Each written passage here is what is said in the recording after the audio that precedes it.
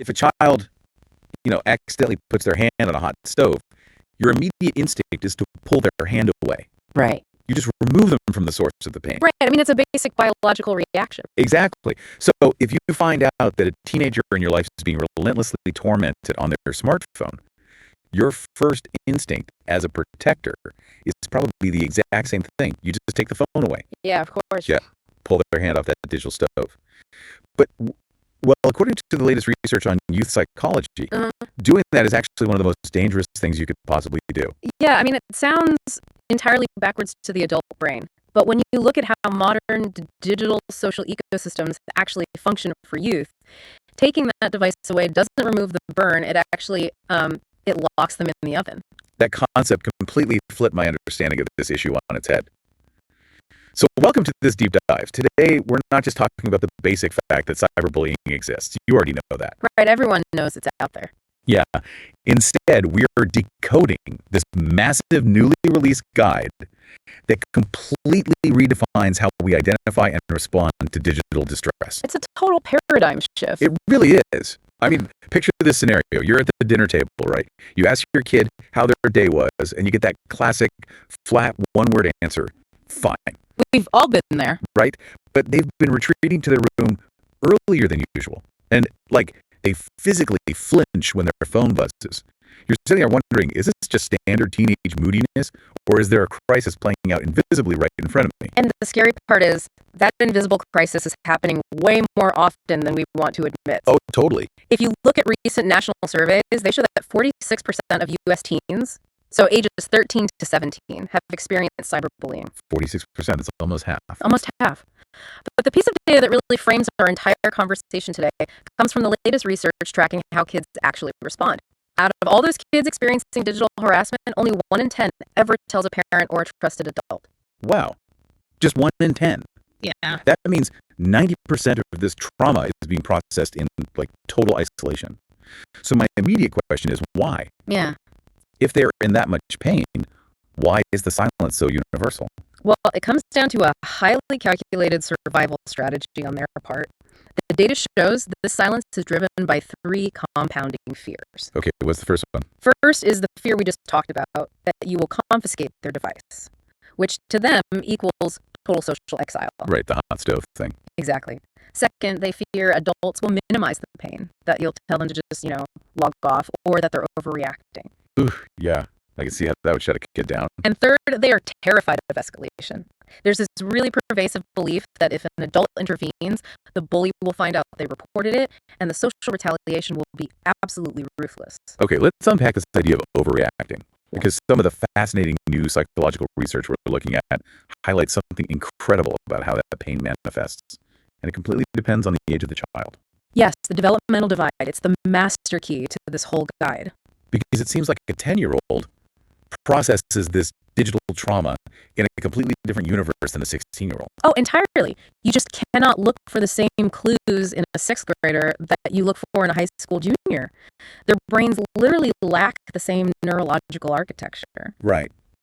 I was trying to visualize this, and the best analogy I could come up with is, well, it's like the difference between a toddler dropping an ice cream cone on the sidewalk versus an adult getting a massive unexpected tax bill in the mail. Oh, that's a great way to look at it. Because, when the toddler drops the ice cream, the devastation is instant. It is physical, and it is loud. The whole neighborhood hears about it. They absolutely do. But when the adult opens that tax bill, they don't scream.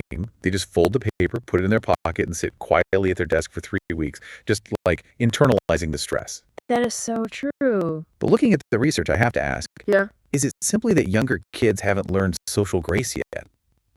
Are they just bad at hiding things? It's much more profound than just learning social grace.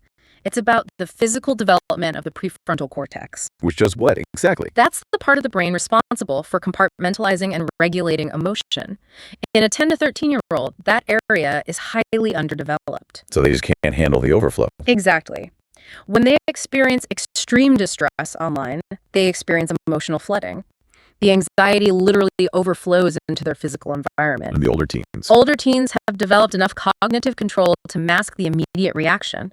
They know how you will react, so they artificially suppress the dropped ice cream cone, acting like they just got a tax bill. That makes a lot of sense. So let's start by looking closely at those younger kids, right? The 10 to 13 demographic. The guide refers to them as the overt reactors. Yes. We aren't looking for subtle psychological shifts here. We are looking for massive behavioral leaks. And the first major red flag is a sudden, sharp reluctance to use their devices. Right. And to understand why this is such a powerful indicator, you have to look at it through the lens of Pavlovian conditioning. Like ringing a bell for a dog. Pretty much.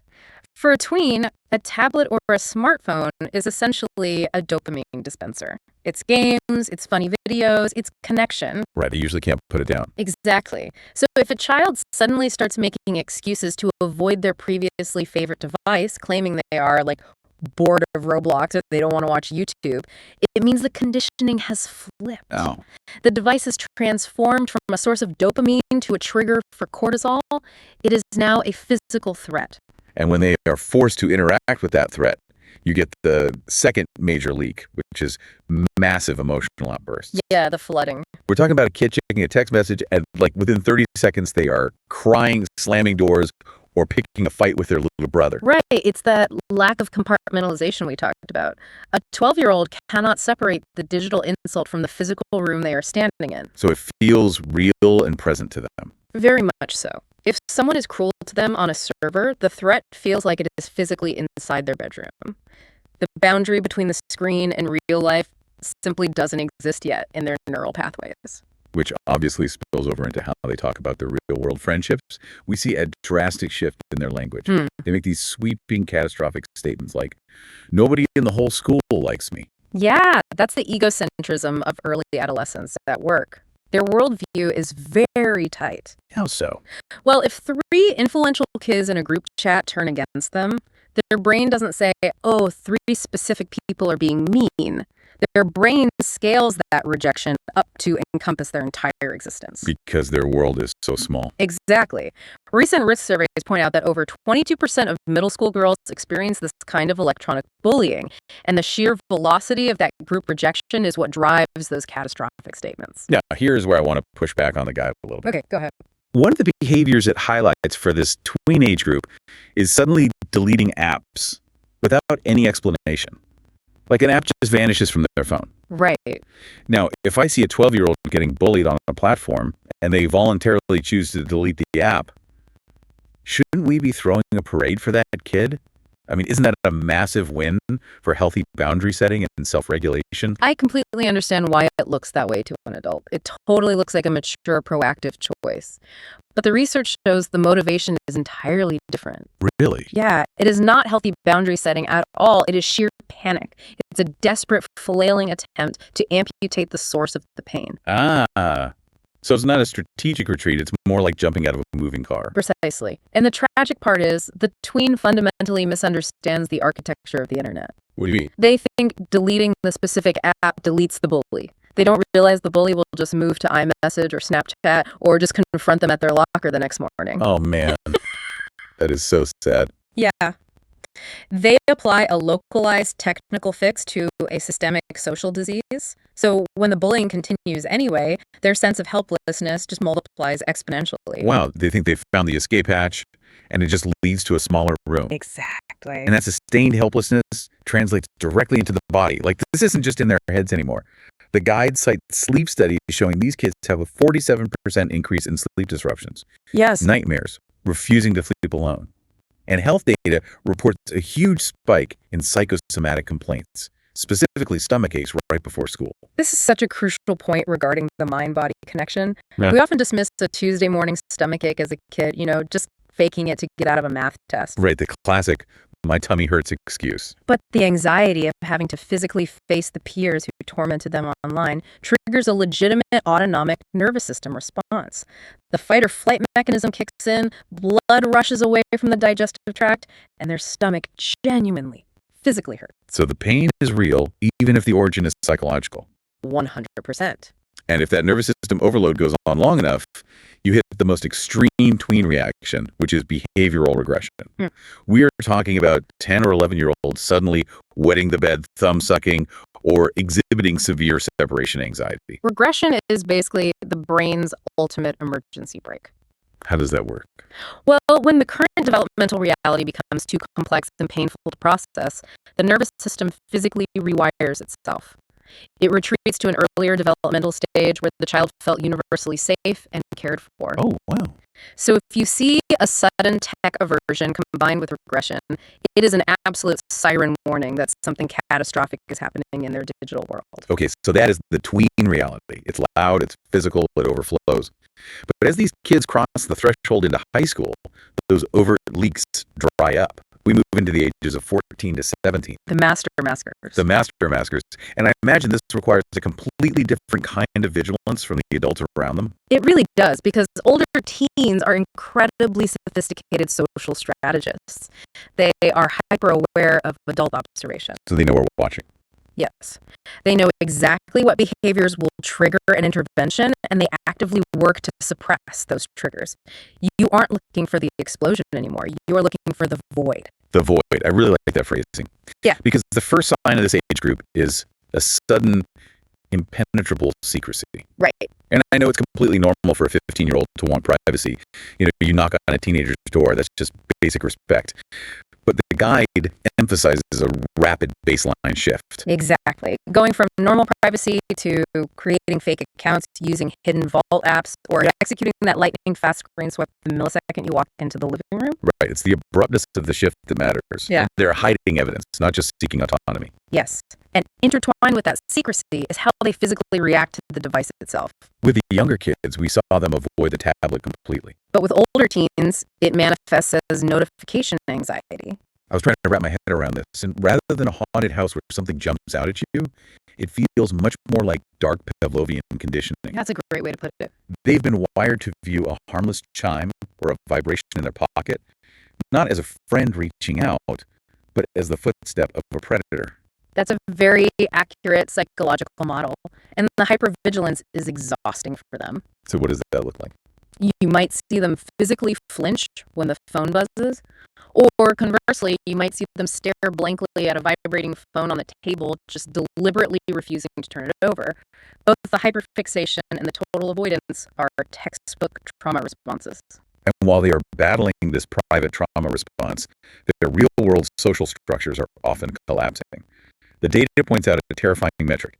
34% of teen cyberbullying occurs entirely within group chats. And we really have to understand the specific velocity of group chat bullying. What makes it so different?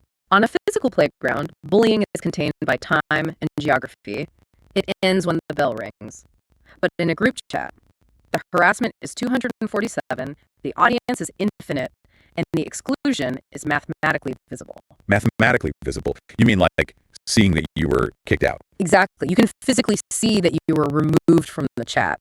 And from an evolutionary psychology standpoint, pure acceptance is survival for an adolescent. Right. Being exiled from the central group chat isn't just mean. It is interpreted by the teenage brain as actual social death. And when you were actively fighting off social death, I imagine your AP history homework doesn't really register. Not at all. Which explains the academic decline. Academic health journals show bullied teens suffer an average GPA drop of half a point. Not because they got lazy, but because their cognitive bandwidth is entirely consumed by threat assessment. You just cannot memorize historical dates when your amygdala is scanning the room for the people who are currently destroying your reputation online. The cognitive load is simply too heavy. This leads to a phenomenon that I found particularly tragic. Digital shrinkage. Yes. It's when a teenager will literally quit a real-world activity they love just to avoid the people bullying them online. You know, you have a kid who has played varsity soccer for 3 years, loves the sport, and suddenly they just quit. It's a spatial association problem. The teenager maps the digital threat onto physical geography. So the spaces get ruined too. Right. If the girls mocking her online are also in the locker room becomes a contaminated space. They systematically shrink their physical world to minimize their exposure to the digital bullies. And the stress of that shrinking world causes profound biological changes. Psychological experts link this specific type of digital harassment to massive fluctuations in appetite, either starving or binging, and severe sleep disorders, We see a lot of hypersomnia here. where they sleep too much. Yes. A teenager will start sleeping 14 hours a day just to shut consciousness off. It is the ultimate avoidance strategy. Which brings us to the most critical juncture of masking phase. Because teenagers lack long-term perspective, they view their current social reputation as permanent. Exactly. When adults experience a setback, we know time heals. But when a teenager has embarrassing rumors or private photos leaked, they believe their life is irreversibly ruined. The damage feels catastrophic and permanent. Which leads to expressions of hopelessness. Things like, there is no point anymore, or I just want it to stop. And I want to be incredibly clear with the listeners right now. The public health data shows that cyberbullied teens are nearly twice as likely to attempt suicide. This isn't hyperbole. No, it is an absolute crisis. Any hint of permanent hopelessness from a teenager must be treated as an immediate emergency. I want to pause the analysis for just a second. If you are listening to this and you recognize these final signs in a child in your life, you do not have to handle it alone. The Suicide and Crisis Lifeline is available 24/7. You can call or text 988. It's completely free. Yes. You can also reach the crisis text line by texting the word HOME to 741-741. Both are free, confidential, and always open. Knowing the signs, whether it's the overt overflow of a tween or the masked void of a teen, is essential.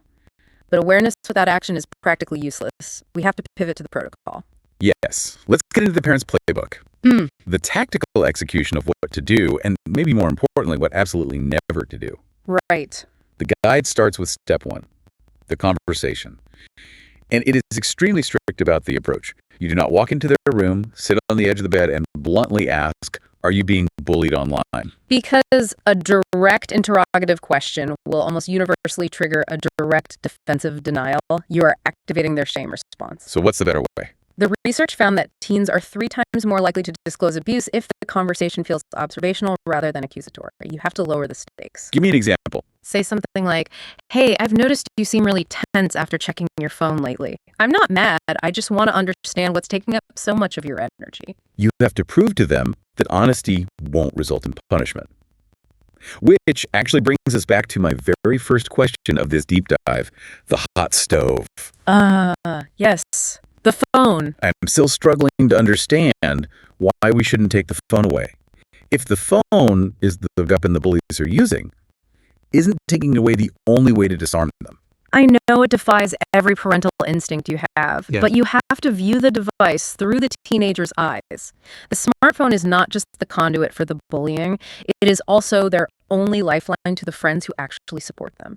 It is their entire social infrastructure. So by confiscating the phone, I'm not just locking out the bullies, I'm locking out their best friend, their support system, their entire social safety net. Exactly. When you take the phone, you are unintentionally punishing the victim. You isolate them completely. Furthermore, you validate their deepest fear, the exact fear that kept them silent in the first place.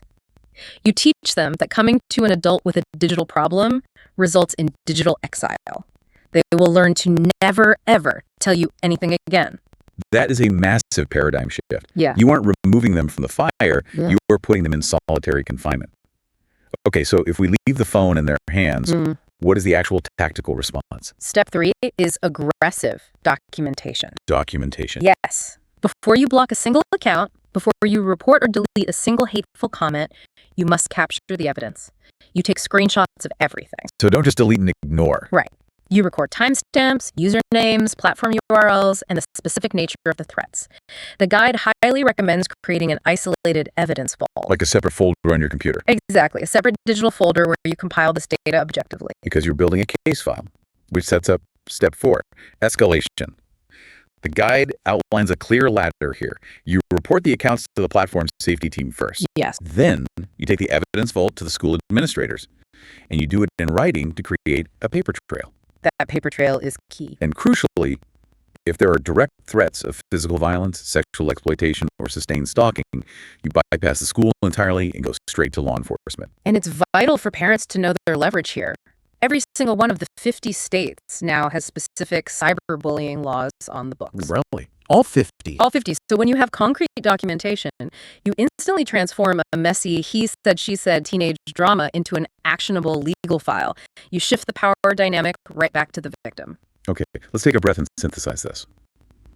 We've completely reframed how this digital trauma operates. We really have. We've moved away from the basic idea of kids being mean and uncovered the neurobiology of why a 10-year-old unformed prefrontal cortex causes them to overflow with physical stomach aches and regressive behavior. Right. While a 16-year-old's sophisticated brain allows them to mask the trauma, shrinking their real-world lives and internalizing the devastation, we've learned that the instinct to take the phone away is essentially a trap, and that observational empathy and ruthless documentation are the actual tools for survival.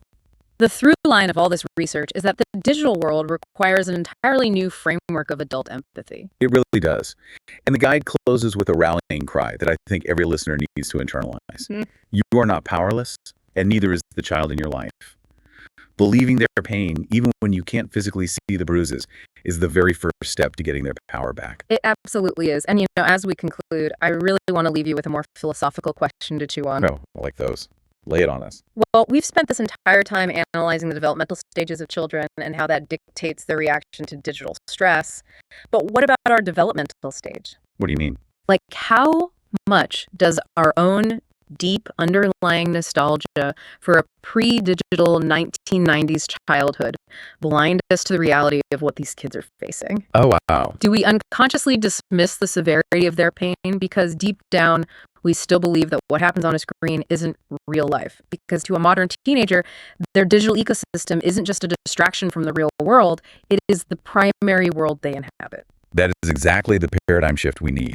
If we keep pretending the digital world is just a game, we are going to keep missing the very real injuries they are sustaining inside of it. Absolutely. The next time you ask them how their day was, remember that the physical room you were sitting in isn't the only room they've been living in that day. Keep your eyes open, look for the leaks, and never stop connecting. Yeah. Thank you so much for joining us on this